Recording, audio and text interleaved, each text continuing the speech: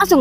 ငါပတ်ဆက်10သိန်းရောမရှိတော့ဘူးပေါ့ မရှိတော့ကုန်ပြီလေနေမြင်ပဲငါလည်းနိုင်မလားဆိုစော့ပေးတာပဲ ငါဘိုးကတော့ပြတ်ပါပြီအဲ့ဒီပတ်ဆက်10သိန်းတော့ငါအင်္ဂညာပေါင်လာတာဟာငါအဖေစုခုဖို့အခုငါမှဘာမှမရှိတော့ငါဘယ်လိုလုပ်ရမလဲ ငါလည်းမသိဘူးလေနိုင်မလားဆိုစော့ပေးတာပဲဒါတော့နင်းကန်ပဲ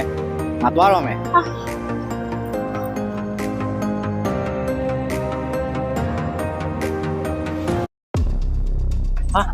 ဘာပြန်လာပြီလားဒီမှာအဖေကိုစိတ်ကူဖို့တာပတ်စံနေရှာလာတယ် နေဒီပတ်ဆက်နေပဲရလာလေ ဒါအလုပ်လုပ်ပြီးရှာထားတာပါဟုတ် ဟုတ်ကောင်းလို့လား ဟာမလည်းအဲ့လိုက်မေးနေတယ်အဖေကကျမ်းမကြီးကူဖို့ကအဓိကပဲတော့မှတော်လိုက်အောင်မယ်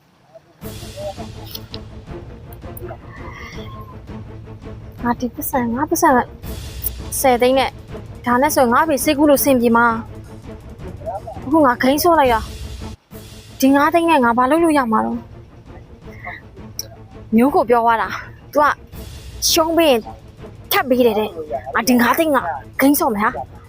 ထပ်ပွားကြည့်မယ်9သိန်းနဲ့တော့ပွားလိုက်အောင်ငါ